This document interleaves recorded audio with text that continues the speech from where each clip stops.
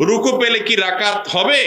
কেউ কেউ বলেছেন ওই রাকাত আবার পড়তে হবে, বিস্তারিত বলবেন। আপনি ইমাম সাহেবকে রুকুতে পেলেন, তাহলে ওই রাকাতটা পেয়েছেন নাকি নতুন করে ওটা পড়তে হবে আবার? এটা নিয়ে ফোকায়ে কেরামের মধ্যে দুইটা মত আছে।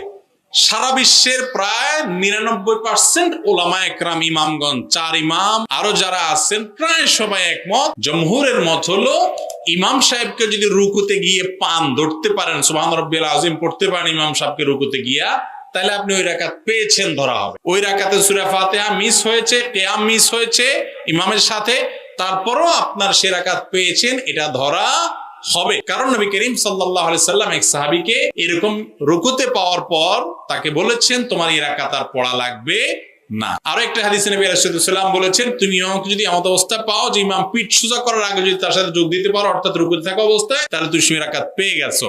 অতএব হাদিসের আলোকে বোঝা যায় যে মান আদরাকার রুকু আফাকাত আদরাকার রাকাতা, যে রুকু পেয়ে গেল সে ওই রাকাত পেয়ে গেল। একেবারে খুব সীমিত পরিমাণ কিছু ফকি কোন কালে বলেছেন, সাম্প্রতিক কালেও কোন উল্লেখযোগ্য ফকিদের মত সেরকম একটা নাই। বিশেষ করে 4 ইমাম তৎপরবর্তী বড় বড় ইমামগণের মত, প্রায় জমহুর সকলেরই মত হলো যে রুকু পেলে রাকাত পাবে। তারপরও এটা নিয়ে আমাদের কিছু ভাইরা অযথা ধোঁয়াশা সৃষ্টি করেন। ভাই, জমহুরের মত, এতগুলো হাদিস আছে, সৌদি আরবের শেখ বিন বাজ রাহিমাহুল্লাহর ফতোয়া এ বিষয়ে যে আপনার রুকু পেলে রাকাত পাবে, তারপরও এটা নিয়ে ধোঁয়াশা সৃষ্টি করা, এটার কোনো মানে থাকতে পারে না।